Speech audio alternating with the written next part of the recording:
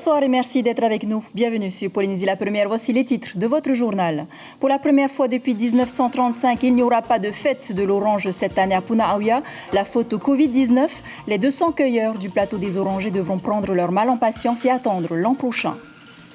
À l'approche de l'ouverture des vols à l'international, la Polynésie est-elle prête à faire face à une nouvelle vague de Covid-19?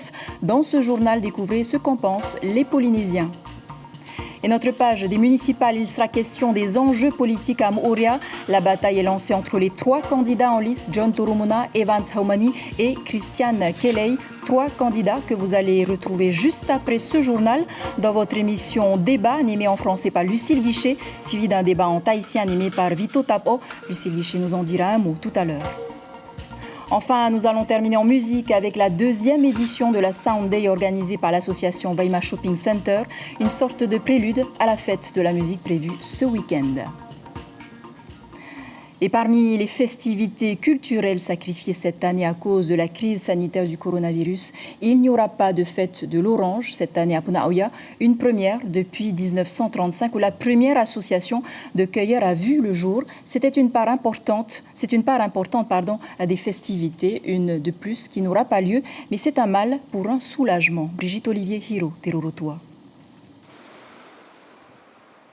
Seul l'emblème de la ville de Punaauia nous rappellera cette année que la cueillette aurait pu être bonne et les oranges délicieusement sauvages, sucrées à souhait, mais nous n'aurons pas le plaisir de les goûter cette année. Pour la première fois depuis la nuit des temps, et en tout cas sûr depuis 1935, les cueilleurs d'oranges ne monteront pas sur le plateau de Tamanou pour ramener ces glanes qui courbent les dos et laissent des bosses, gage de vaillance et d'endurance. La décision a été prise il y a 3 semaines et elle est irrévocable, mais 200 marcheurs seront autorisés à s'y rendre. Pour remplacer cette cueillette, on va aller régénérer encore la plantation des pieds d'oranger et puis on va nettoyer autour des pieds d'orange. Donc l'année prochaine, ça devrait être top. Voilà, pour l'année prochaine, déjà cette année, il y a des oranges qu'on a nettoyées et il y a beaucoup de pluies qui ont été données sur les arbres. Mais pour l'année prochaine, ça sera le double qu'on aurait pour cette année. Les cueilleurs pourront ramener 20 oranges par personne, mais interdiction formelle de les vendre. Et ils amèneront avec eux 500 petits plants germés à partir des graines conservées l'année dernière. La décision n'a pas été prise de gaieté de cœur par les élus municipaux. Ça nous fait quand même quelque chose, parce que tous les ans, on fête la fête de l'orange, sauf cette année. Mais bon, c'est un mal pour un bien, on va dire ça comme ça. Mais c'est peut-être pas un mal, c'est aussi, on va dire, c'est du bien. C'est du bien pour notre terre nourricière. Voyons donc les choses avec optimisme, puisque c'est dit avec le sourire et un bon sens bien tahitien. 2020 reste triste, alors gageons que 2021 sera l'année des mannes de glanes et des fêtes à n'en plus finir. Et les associations, les propriétaires terriens et les élus de la commune étaient en réunion il y a quelques instants à la mairie. Ils débattaient des modalités de ce rahoui qui est mis en place cette année. Mais quelles que soient les remarques des uns et des autres, eh bien, les festivités sont bel et bien annulées. Brigitte Olivier, vous êtes sur place. Chiquita, je ne pense pas qu'il y aura possibilité d'un retour arrière. Il n'y aura pas de fête des oranges cette année à Punaauia. Mais à l'intérieur, là, en ce moment, les avis sont très très partagés. Angelina Bordas, vous êtes vous-même cueilleuse d'oranges, vous êtes guide professionnel. Cette réunion, tout le monde n'est pas d'accord. Il y a des porteurs d'oranges qui ne sont pas d'accord pour ne pas y aller cette année.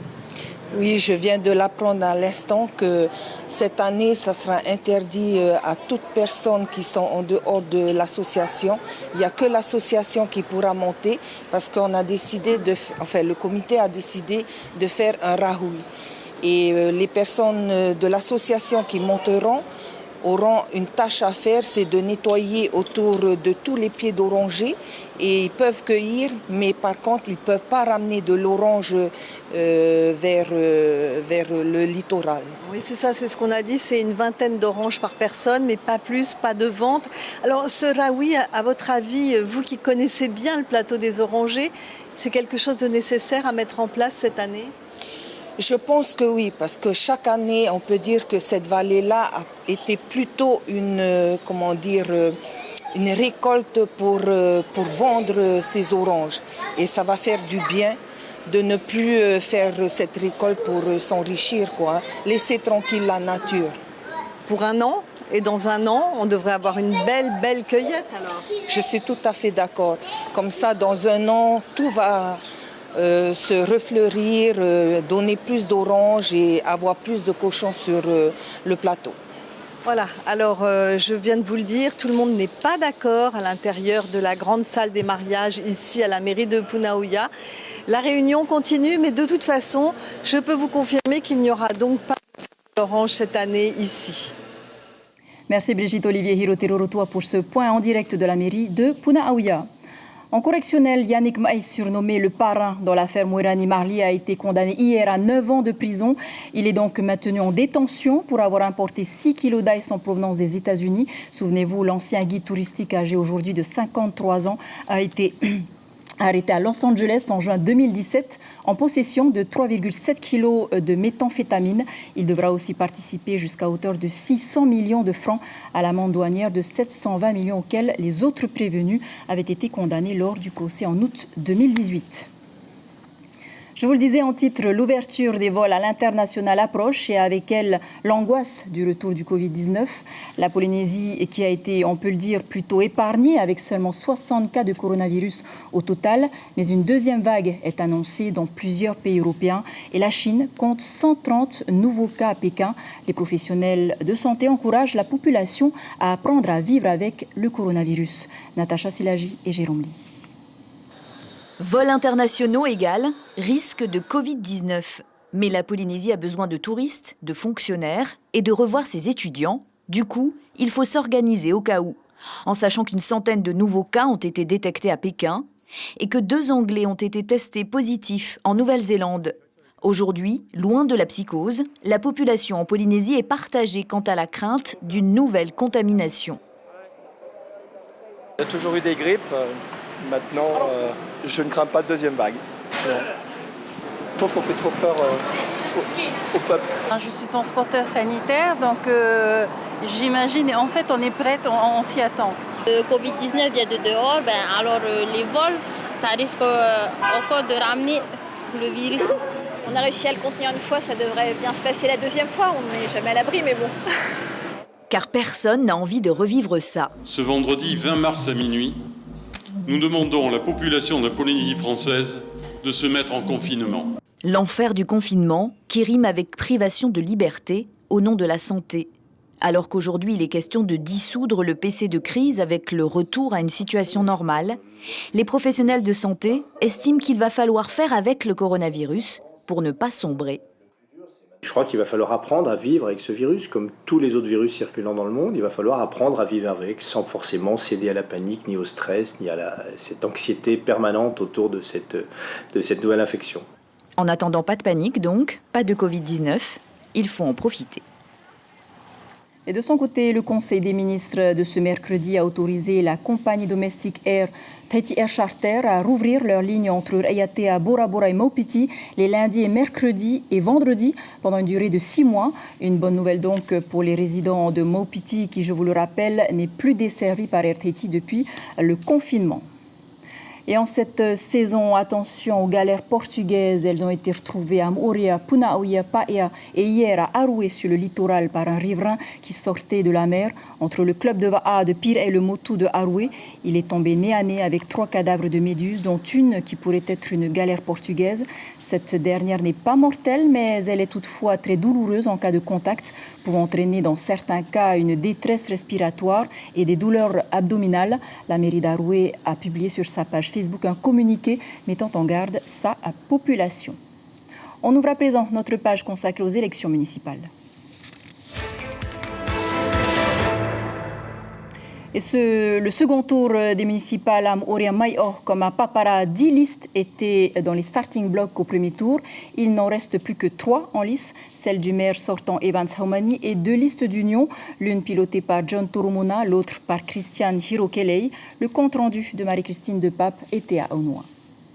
C'est un combat à 3 qui va se jouer le 28 juin. En tête du premier tour, l'élu Tapura à l'Assemblée, président de la commission permanente John Toromona et sa liste Tapura no Morea Mayao. À son compteur, 22,55% des suffrages exprimés, 1903 voix. Il devance de 71 voix le maire sortant. Le président de la fédération communale du parti majoritaire a aujourd'hui fait alliance avec un autre Tapura, Moïse Ruta, qui a obtenu la tête de liste à Piti et 5 places dans les autres communes associées. Tapura no Morea Mayao pèse aujourd'hui potentiellement 2650 voix. 21,71% des suffrages exprimés, 1832 voix. C'est le score réalisé au premier tour par le maire sortant, ex-Tauera, avec sa liste Morea Mayao To'u Fenua. Evans Aomani repart au front avec la même équipe. Il brigue un second mandat. La Tavini, Christiane Hirokele, est à la tête d'une liste d'union. Amuitaira Tavini et Tiei, ensemble pour servir. Au premier tour, la candidate était soutenue par le Tauera car elle ne s'était pas alliée avec la candidate de son parti. À son compteur, 12,63% des suffrages exprimés, 1066 voix. Aujourd'hui, Christiane Hirokele consolide sa cagnotte grâce à 2 ralliements, le Tapura Gigalimar et la Tavini Meire Bob Dupont, qui lui apportent leurs quelques 1680 voix. Le premier a négocié 13 places, dont la deuxième, Pao Pao. La seconde, 5 places, dont la tête de liste de Afari Aïtou, Jacques Atiyou et Franck Taputu-Airey ont par ailleurs appelé à voter Kélé. Enfin, la tête de liste du Rassemblement est cette fois officiellement soutenue par son parti. Et justement, ce soir, un débat consacré au second tour à Moria vous est proposé. Les 3 têtes de liste sont là. Ils vont défendre leur programme dans un contexte particulier post-Covid. Lucie Guichet-Tiraou. Oui, Chiquita, et autant vous dire que ça va se jouer dans un mouchoir de poche le 28 juin. Ils ne sont plus que 3, vous l'avez dit, et ils ont sorti leur calculette pour cette dernière ligne droite. John Toromona, en tête au premier tour, a reçu le soutien de Moïse Ruta. Le maire sortant, Evans Aomani, pas loin derrière, en deuxième position, le soutien de Manuela Nolemberger. Et puis Christiane Hirokele, en troisième position, pourrait bien créer la surprise au deuxième tour, avec le soutien, on l'a entendu, du Tavini, de Gigalimar et de toutes les autres petites listes. Ils sont actuellement en loge maquillage, ils se préparent, ils présenteront dans un instant leur vision et leur projet pour les 17 000 habitants de Morea et Mayao. Mais surtout, dans un contexte post-Covid, ils devront convaincre les électeurs de venir voter. La relance par le local et l'environnement sont les principaux thèmes qui seront abordés tout à l'heure. 52 minutes de débat en français, puis 52 minutes en tahitien avec Vito Tapo en direct. Et vos questions sont attendues sur la page Facebook de Polynésie la Première. Merci beaucoup, Lucille Guichet. On vous retrouve tout à l'heure donc. Et pour préparer la mise sous pli des documents électoraux, une centaine de vacataires ont été recrutés via le CIFI. Ils sont encadrés par des agents de la direction de la réglementation et des affaires juridiques du Haut-Commissariat. Et puis à Mahina, la liste de Patrice Jamé, Mahina Yatura tente un retour à la tête de la mairie. Tanou Kojan, numéro 2 sur cette liste, était l'invité café ce matin. La colistière présentait les grandes lignes de leur programme. Je vous propose de l'écouter. Elle répond à Ibrahim Ahmedazi. On va remettre les compteurs à zéro, mais néanmoins, Patrice Jamé a incarné pendant son mandat, quand même une personnalité qui a su relever la commune. Et on garde ça à l'esprit. La population a voté pour Patrice Jamé et toute son équipe depuis 2011. Donc il a relevé cette commune jusqu'à aujourd'hui. D'ailleurs, je peux dire aujourd'hui, puisque le maire actuel travaille sur la profession de foi de Mahina Yatura. Voilà, et sachez que demain, Chantal Gallnon, candidate à Papeete, sera l'invité café de votre matinale radio. Je rappelle qu'au premier tour, sur 33,06% de taux de participation à Papeete, Chantal Gallnon avait obtenu 18,57% des suffrages derrière Michel Buyard et Tauhiti Nena. C'est la fin de cette page consacrée aux élections municipales. Et puis, dans ce journal, on s'arrête un instant aux îles sous le vent à Bora Bora, où l'artisanat reprend son souffle, toujours avec beaucoup de difficultés. Il suffit Pour terminer notre tour d'horizon dans les îles, ce clin d'œil aux artistes en herbe de Nukuhiva, les élèves de seconde du collège de Tai'uhae ont une option art plastique depuis le début de l'année. C'est à ces élèves qu'a été confiée la tâche de décorer les murs de la maternité marquisienne dont les travaux de rénovation viennent de s'achever. Une initiative de la directrice de l'hôpital Muriel Arando. Après avoir travaillé plusieurs semaines sur des esquisses, les étudiants s'affairent depuis quelques jours maintenant à réaliser l'œuvre imaginée en redonnant de la gaieté au mur de la maternité, comme nous l'explique le professeur d'art plastique Emeline Chollet, une élève au micro de Marie Curva. Il y avait les animaux, tout ce qui est aquatique, et au final on a choisi les fleurs. On est très contente de notre travail parce que en plus il y a les personnes le personnel de l'hôpital, ils sont venus nous complimenter en disant que c'était très joli notre travail. Elles apprécient aussi beaucoup le fait de s'impliquer dans la communauté, de réaliser un projet qui va être vu par les habitants des Marquises, puisque c'est à la maternité, et donc on a des personnes qui viennent de toutes les îles des Marquises. Et je pense que c'est un des éléments clés aussi pour elles, l'implication dans la vie locale. Enfin, un mot de musique pour clore ce journal. Le Centre Vaima prend les devants jusqu'à samedi. C'est scènes ouvertes depuis hier, sur lesquelles amateurs et professionnels se succèdent comme un avant-goût de la fête de la musique. Kourou hier, aujourd'hui c'était au tour du groupe Pepena, un signe de bienvenue pour les musiciens et les flâneurs. Stéphane Ratino, Patita Savia. Ce sont des mains de sourcier, tant Raimana et son groupe vont au plus profond de l'âme. Et la musique est là, compagne d'un instant croit-on. Et pourtant, bien souvent, l'on se plaît à fredonner des airs durant des ans qui nous ont captés, en passant une seconde éternité.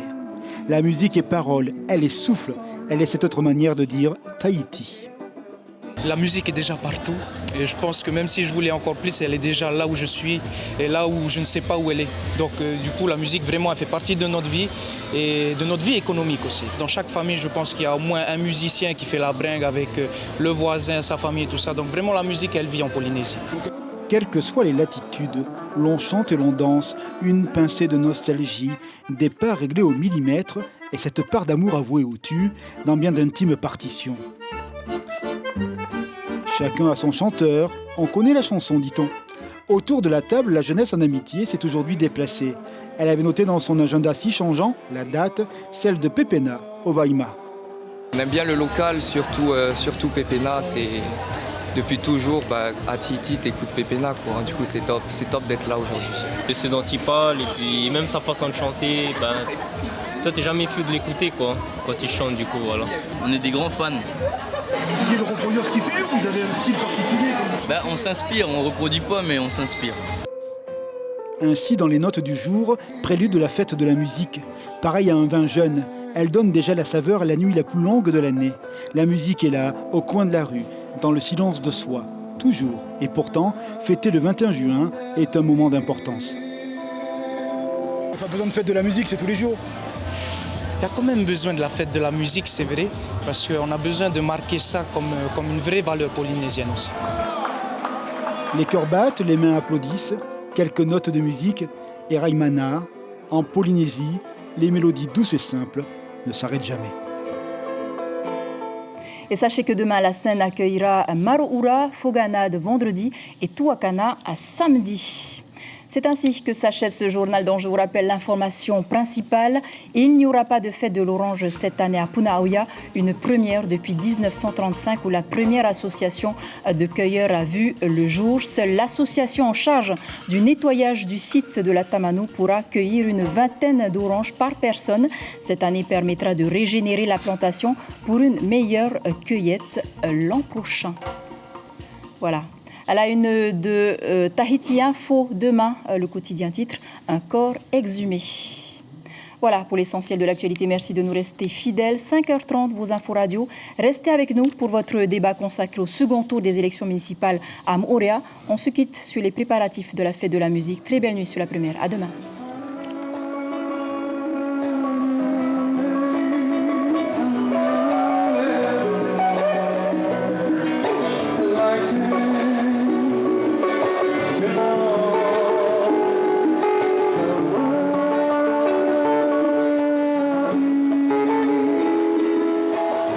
notre journal en replay sur notre site internet.